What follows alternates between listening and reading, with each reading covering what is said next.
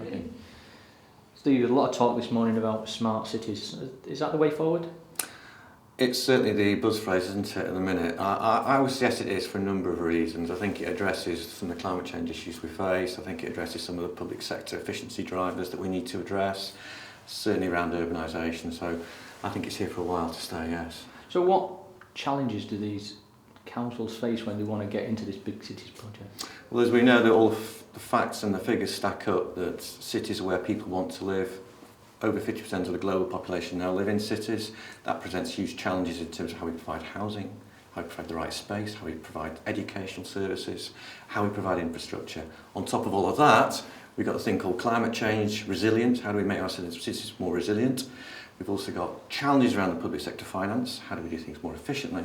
But I think the great variable is people. People are going to demand and want more and more things in a reactive way, our young people specifically.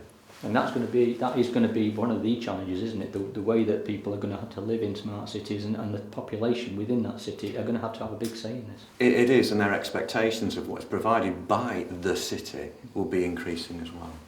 Different cities have different ways of doing things, so again, there's a challenge there. How do they go about that?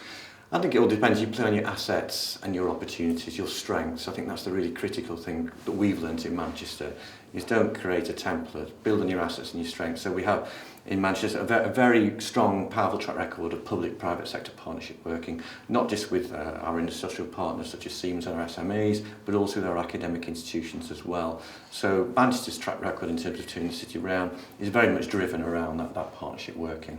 Other cities are slightly different. Vienna is quite an interesting example where the city own the majority of the housing, the majority of the transport issues, so the partnership working less of an issue for them.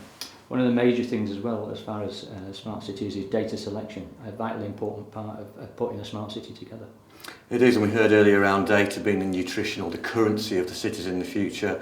As city authorities, we sit on a raft of data, but that's of no use, of any value, unless it's out there in the public domain and people can make use of it. The trick is going to be prioritising which sets of data and what sort of data are released. Fantastic.